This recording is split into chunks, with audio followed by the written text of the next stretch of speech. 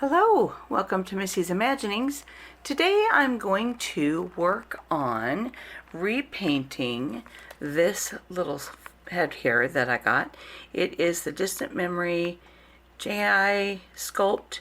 A lot of people refer to this as the Kookie sculpt for Jungkook. So anyhow, I want to go ahead and repaint him. So I thought, well, I'll go ahead and show what I use and what I have. We've got an array of wonderful tools here.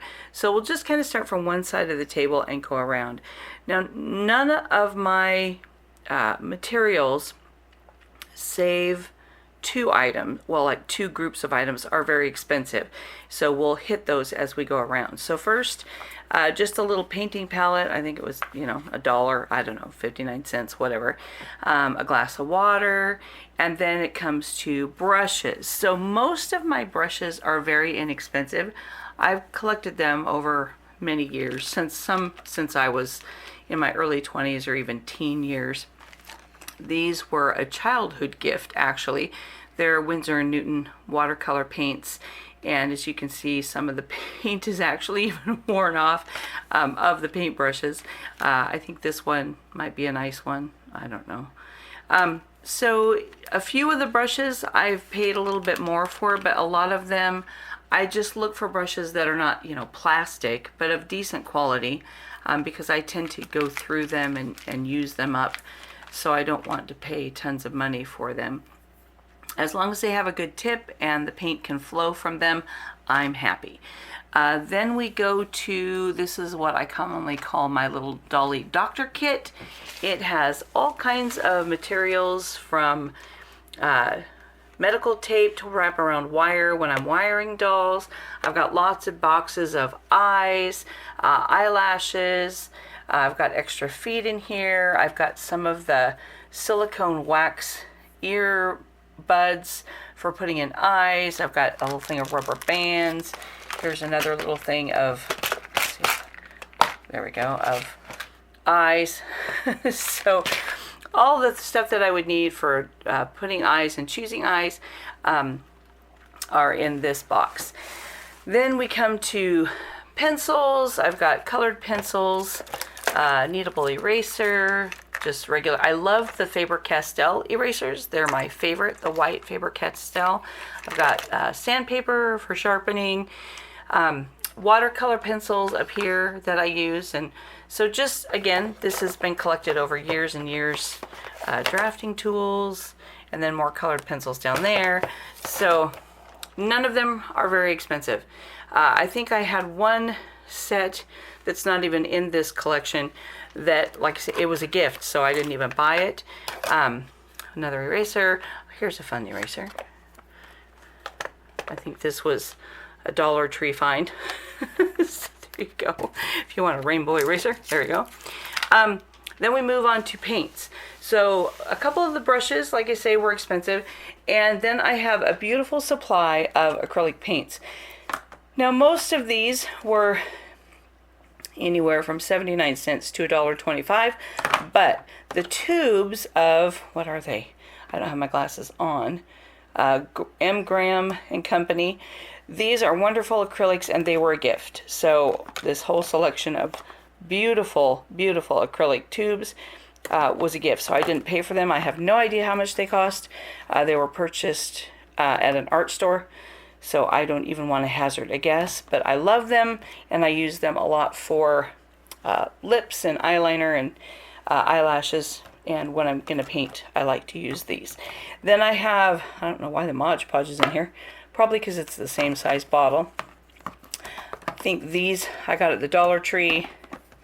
This is a satin varnish, and I think it was, $1. This one is the gloss varnish that I like to use around the eyes and on the lips. That's what I'll be using today. That was probably $1. Then we come down to pastels. This set I got at Bi-Mart, which is a Northwest company. It's kind of like Kmart and Walmart. It's a little bit smaller, but I think I got this whole set for $5.99. This set was a similar price at Hobby Lobby, I think.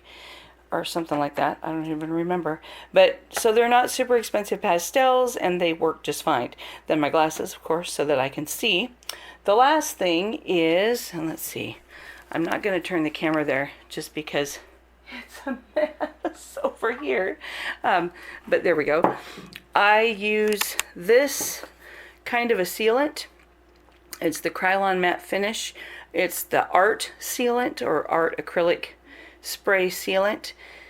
I'll leave that on there in case you want to take note. I've seen it a lot on different Facebook groups, and this is the one I use. Now, I live in Oregon, and so we have tons and tons and tons of rain. We actually could use more, but so it's not generally a humid climate, but it is a very wet climate. And I have never had any problem with this. I simply spray outside, so I'm not spraying in the house. And I'll do a couple coats to make sure that there's enough grip on the resin so that my pencils and paint will stick. And then you can work building up coats. But I've never had any problem. So that's the kind of sealant I use. And I just make sure I get the matte finish because I don't want extra shine on the face up. So that's the materials I have. It's a lot just because it's accumulated over many years. So I'm almost 60, and many of them I've had since like I was 15 or 16 or even younger on some of the brushes. So you can see how it's a lifetime of accumulation. And even the dull things are several years of accumulation. So don't feel like you have to have everything all at once. Just find a couple good brushes that you like, a fine tip, and one that's a little like a small, stiffer one that you can blend, and then a soft one so you can brush things off and add fine blending. Some watercolor pencils. Of course, you're going to want eyes and something to put the eyes into the doll with, some kind of a putty. And then your eyelashes. I get mine at Dollar Tree or at Walmart during the costume season. Then a couple good colors of acrylic. Usually if you just want a dark brown or a black for eyeliner, and then if you like to have a little bit more strong color on the lips, if you want like a white and a pink that you can mix, and maybe like a skin tone that you can mix to get a color that you like. That's all you really need, and then something of course to seal your color. Then pastels is what I usually blend, and like I say, this was like $5 or $6 for the whole box. I can't remember if it was $4.99 or $5.99, but and then you get a whole array of colors. So, and they're not expensive, they're just chalk pastels. So that's all my materials. So we'll go ahead and get the face sprayed, and we can start on the face up.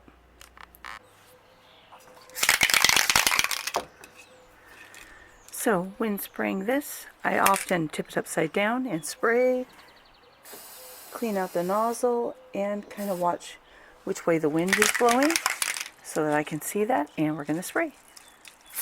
Oh, no.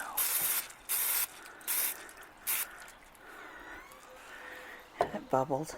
Cleaning off some of the bubbles there.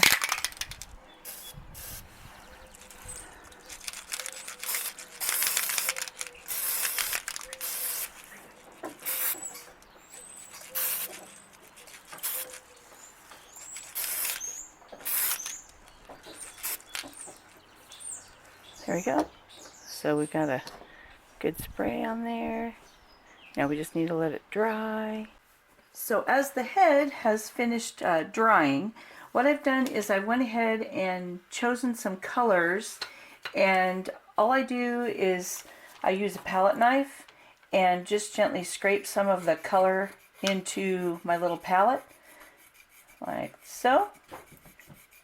And then that gives me the colors that I can work with and blend.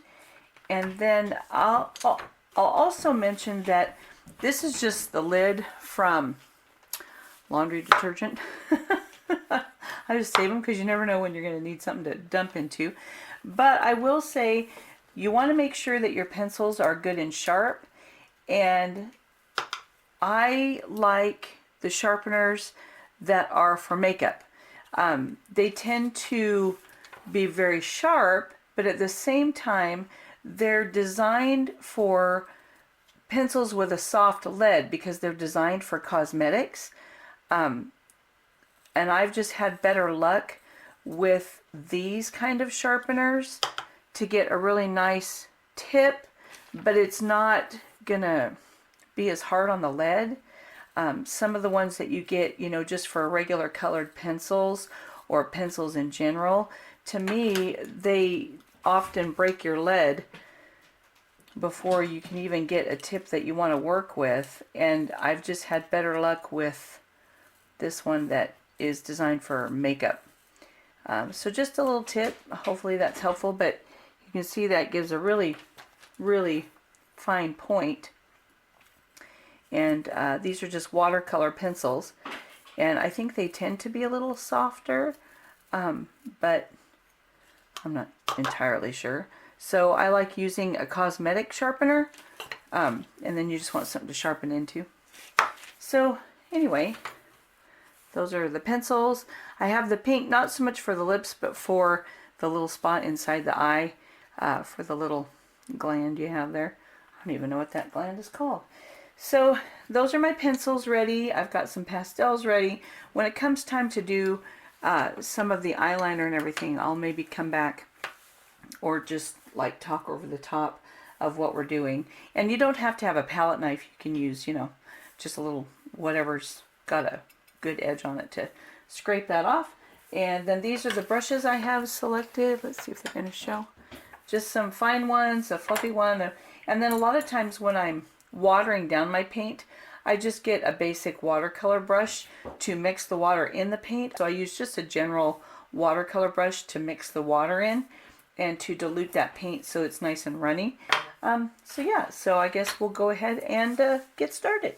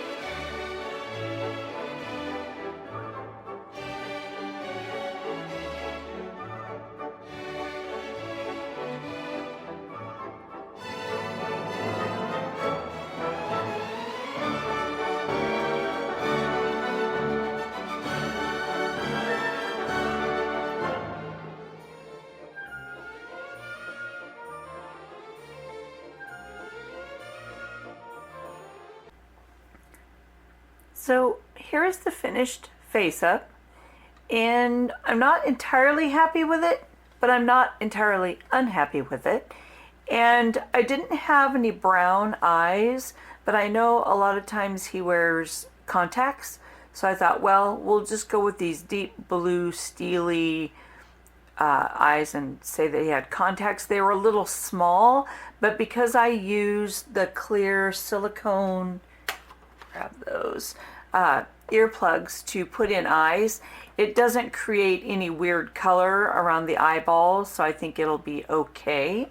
So he will have his head cap here, like this. We're going to go ahead and put on the blue wig and put him on the Babobi Apollo body. And I don't have a lot of clothes ready for him yet, but we'll get all that put together and we can see how he turns out.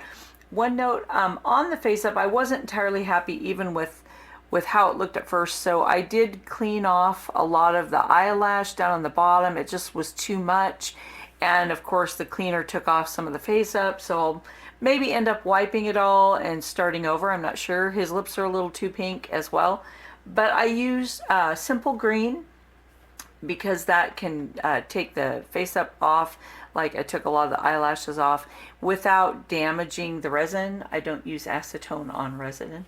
So anyway, so I did kind of clean up some that I didn't like, and ended up taking a little bit more than I wanted, so I don't know. But anyway, here's the attempt. I'm not very good at this yet, so at least it's a good practice in. And yeah, we'll go ahead and put him on the doll and see how he looks when he's all finished. So here's the final result of the face up with the wig on. And I did find some different eyes that actually looked better than those blue ones. They're a deeper color, so they look more fitting to the character. So now he's all done. I went ahead and restrung him so the knot wasn't in the top, because that was a pain trying to change his head out. And he needs more clothing that actually fits him. These are a little big. But there's the finished face up, so I hope you enjoyed, and I'll see you next time. Bye!